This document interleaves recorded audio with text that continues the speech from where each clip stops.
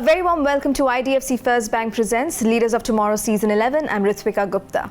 This week, we are bringing you our very exclusive Independence Day special episodes.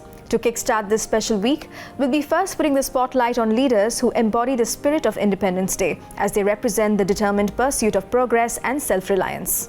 In the first segment, I'll be speaking to Sanjeev Bikchandani, founder Naukri.com, who pioneered a revolutionary shift in India's recruitment dynamics. In the second segment, Radhika Gupta, CEO Edelweiss Asset Management, joins me to talk about how to transform challenges into opportunities.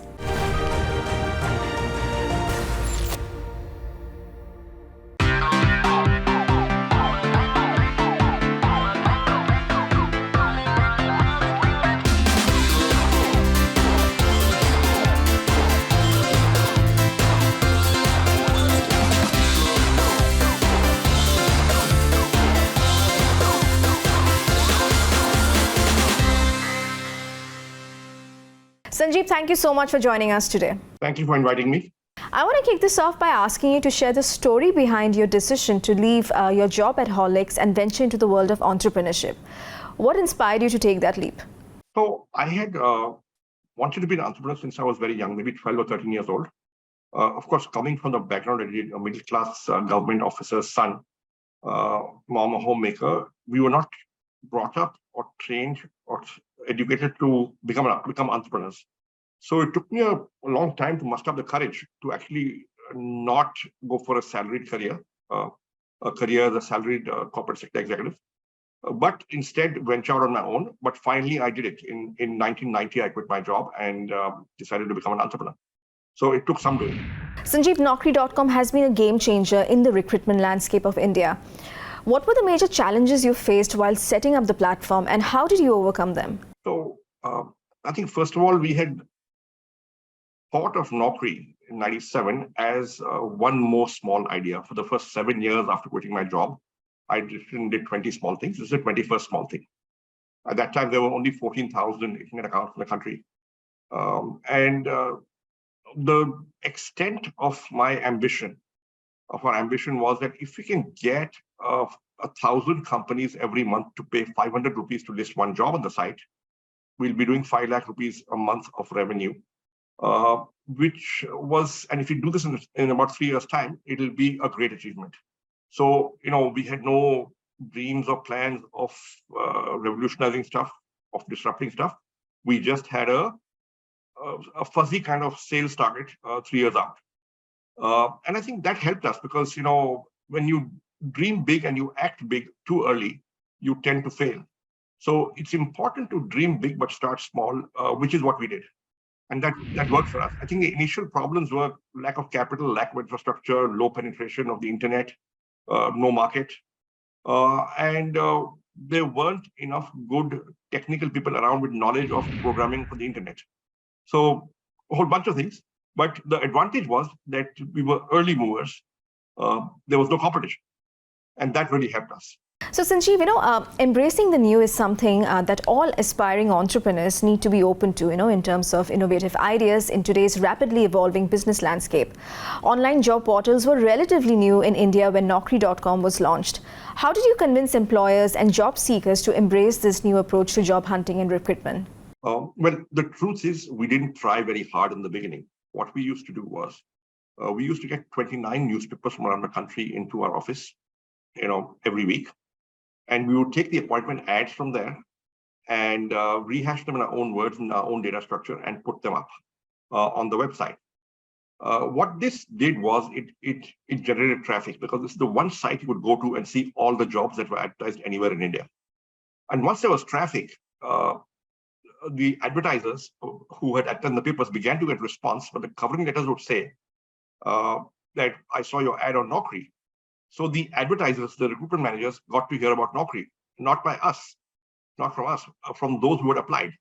And that's when, in about 6 months' time, we began to get inbound interest from HR managers saying, listen, I've got 5 jobs, 6 jobs. I've not put them in the papers. If I send them to you, will you put them up? And we began to charge for that. And that's how we got going. So the first thing was aggregate the jobs free of cost, get the traffic. Once you get the traffic, you can try and monetize it. And in hindsight, it really worked for us. At that time, we were just groping around and figuring out what to do, but we did a few things, by design, a few others by luck, and we managed to survive and actually start making money. Sanjeev, your journey as an entrepreneur is an inspiration to many. What is that one big lesson you have learned, from your entrepreneurial experience that you would like to share with aspiring entrepreneurs? I think one key thing I like to say is that successful businesses are built on deep customer insights. Deep customer insights about what? About unsolved problems that your prospective customer might be facing. So the idea of Naukri came from a simple observation. And what was that observation? When I was in my last job, I was working on the brand Horlicks. In the company HMM, which is now called GlaxoSmithKline, there were 7, 8, 10 of us, junior marketing executives, who would sit in an open hall, and I could observe my colleagues on the phone. I could observe my colleagues in the hall and on the phone, and I saw that every time the office copy of Business India would come in, everybody would read it from the back because that's where the appointment ads were, and then they would start discussing appointment ads. And they were in a good job. They were not going to apply, but they were still discussing jobs. And I figured that jobs are a high interest category of information. And the second insight I got was I could hear what they were saying on the phone, my colleagues. And I read, every week, 2 or 3 headhunters would call up and try and headhunt one or the other of my colleagues. So there's a massive, massive, massive market below the surface. And if somebody would aggregate these jobs, this would be a powerful product. Now, this is 1990. There was no internet. I didn't know what to do with this insight, so I forgot about it. But in 97, in 96, when I saw the internet for the first time, I figured that maybe we can do this on the internet. And in 97, April, we launched Naukri. So I think customer insight is key. It's because I got that insight that we were able to do Naukri, which was an idea which we were able to do relatively inexpensively because we were early and we didn't have to spend money on marketing, because we had built a traffic magnet, and I knew the traffic magnet because I had that insight. So I think customer insight is absolutely key when you're starting a business. With the rise of global economic challenges, how do you think the theme of Atmanirbhar aligns with the growth of India? What can we do to build self-reliant ecosystems? I think the first thing we have to do is make sure there's enough risk capital from India, enough venture capital from India. Most of Indian venture capital is from overseas. Now, that's good and great because you're connected to the global ecosystem, because there's lots of capital available overseas. But in the event of a global slowdown or meltdown, you are subject to vagaries of global capital flows. We saw this in the year 2000 when venture capital vanished from India. In the tech bubble, when the tech bubble burst, there was some Indian venture capital, but very little. As a consequence, Indian startups were starved of venture capital between 2000 and 2004 or 5. We have seen some reduction in at least late-stage capital right now. It's a good idea to have, enough sources of Indian venture capital, which will stay in India and continue to invest. And that's a good. And so you need a healthy mix between international capital and Indian capital. That is one. I think the government has done a great job already by doing a fund of funds, which SIDBI is running, 10,000 crores. That has seeded the Indian venture capital industry. And finally, on Independence Day, what message would you like to give aspiring entrepreneurs of India who look up to you as a role model? Well, I think the greatest quality of any successful entrepreneur is persistence and resilience. You got to keep at it, keep at it, keep at it. I think I was a bootstrap entrepreneur 10 years before we raised venture capital. Another 3 years, we had a hand-to-mouth existence as the market had melted down. So it took us 14 years to really get somewhere. If you quit, you're a failed entrepreneur. If you keep on trying, you are simply not successful yet. So I'd say keep trying. Things will happen. Well, it was wonderful chatting with you, Sanjeev. Thank you so much. Thank you so much for speaking to me. Before slipping into a short commercial break, here's quickly telling you all about Brand Surge, a new initiative by Times Network. This is a unique opportunity for startups to be on TV without a TVC that can help you reach up to 25 crore viewers of Times Network through packages starting at only 1 lakh rupees. We at Times Network firmly believe in empowering startups with the tools and resources they need to succeed. For more information, log on to brandsurge.co.in. On that note, we'll take a quick break here. Back in just a moment. Stay tuned.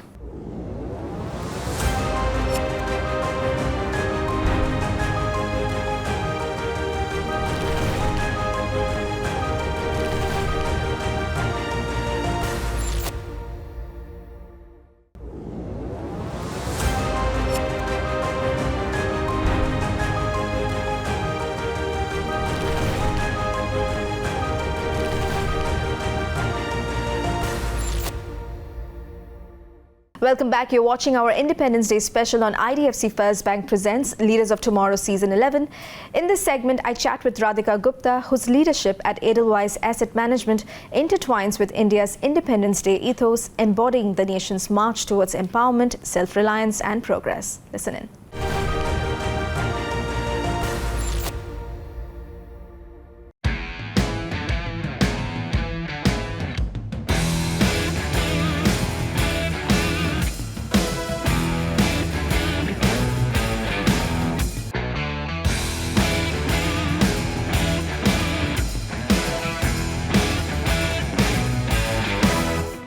Thank you so much, Radhika, for joining us today on our very special Independence Day on LOT.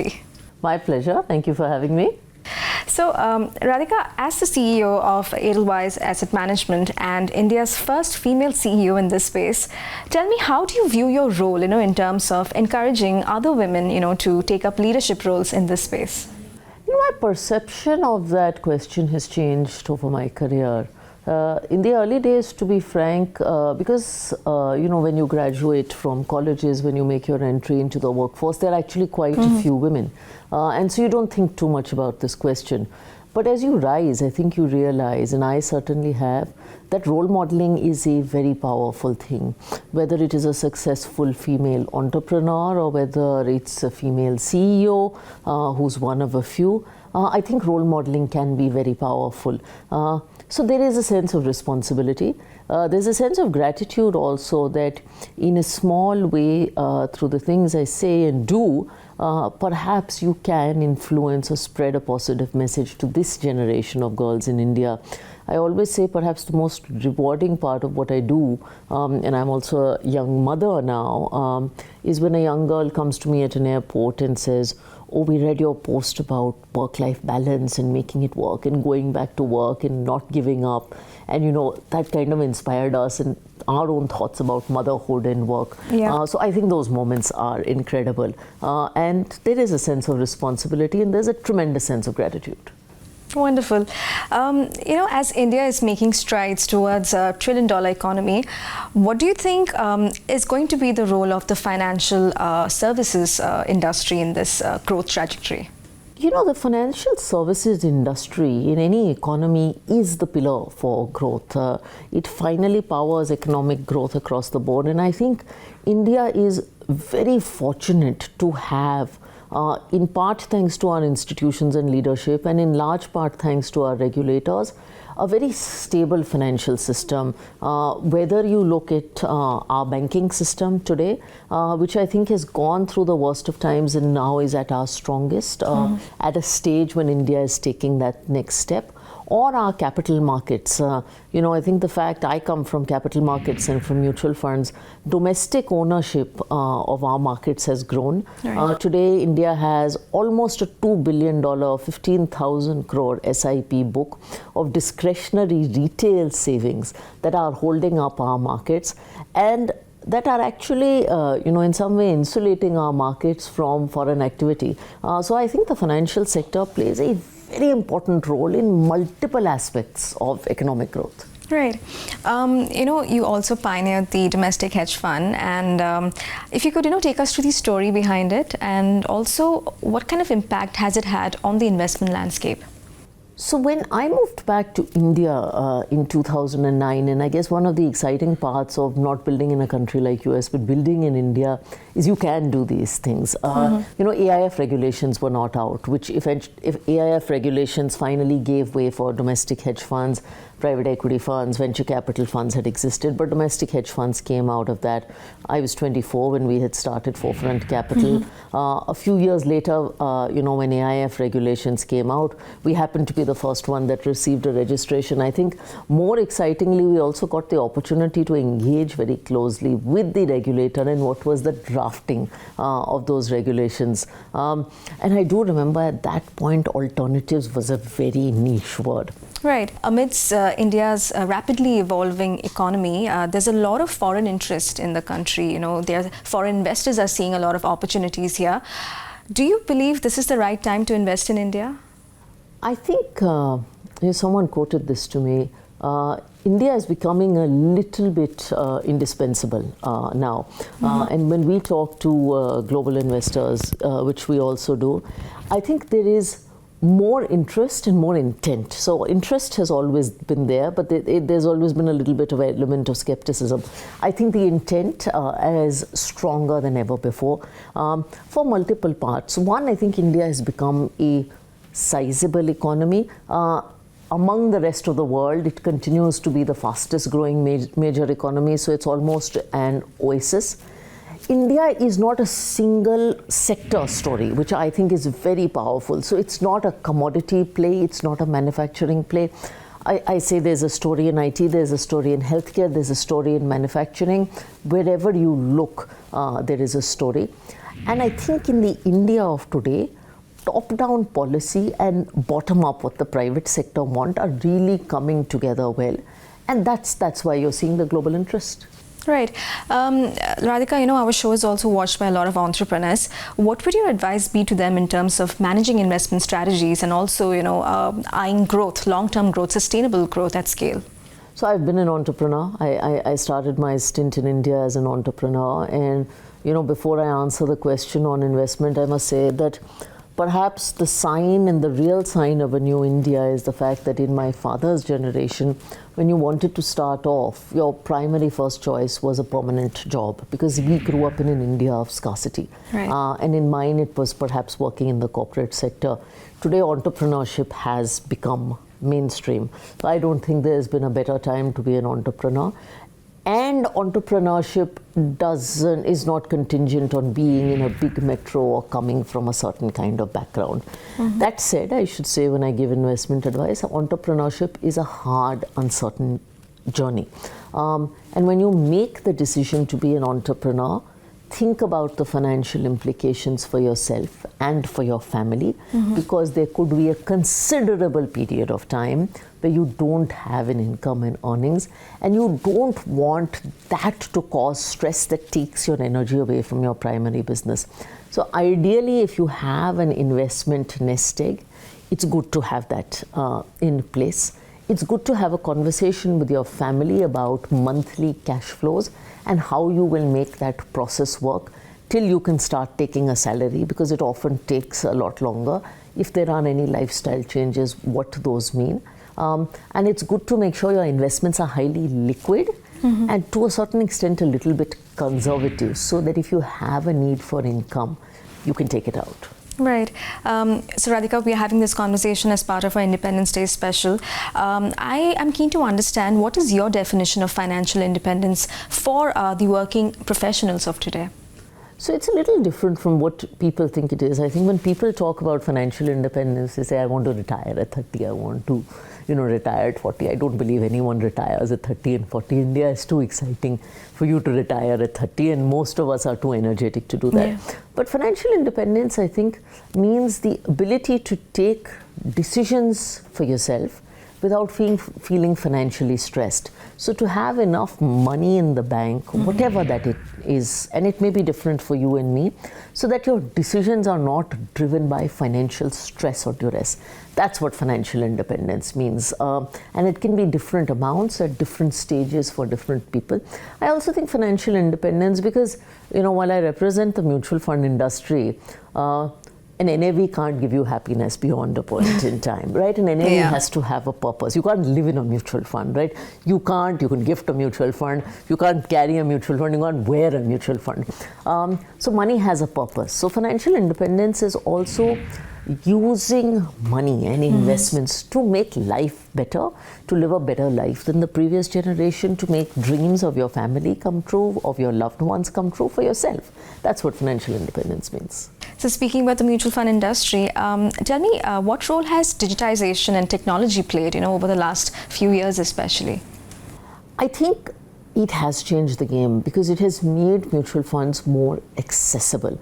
A lot of things have happened together that I think have been catalysts for the mutual fund industry, whether it was demonetization or mutual fund sahi hai. After that, you had a big wave of digitization that was accelerated by COVID. Yeah. Today, buying a mutual fund is as simple as buying a phone on Amazon. And thanks to so many fintech platforms also that have come in, and other platforms enabled by exchanges and all that allow our distributors in so many different parts of the country to help investors transact, the buying process has become so much easier. In fact, I often think mutual funds don't get enough credit. Today, if I have to shut a bank account, I probably have to make a visit to the branch. But if I need to take money out of my mutual fund, I don't need to do anything. I need to do it with the click of a button, and nobody's going to ask a question and it's going to come back.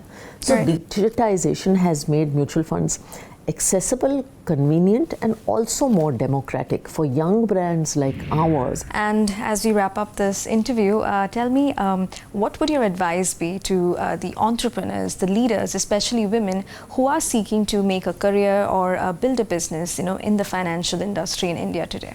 So I think this is a great industry, especially for women. It perhaps doesn't get enough credit, but this industry has perhaps produced the maximum number of women leaders any industry has produced in India, and perhaps any industry has produced in the world at some point, because at some point a large number of our banks were run by women. So I think the financial services industry is a great one for women. Let me start by saying that. And it's a great time to be building in India. There's short-term volatility. Sometimes it's hard. And as women, it's often even harder because you find yourself in the minority. You have challenges that go with being a woman. Don't give up in the short term so that you can realize the long term. Right, wonderful. Well, it was lovely chatting with you. Thank you so much for being on the show today. My pleasure. With that, it's a wrap on this episode of IDFC First Bank Presents Leaders of Tomorrow Season 11. Hope you enjoyed the conversations. Wishing you all a very happy Independence Day. Goodbye.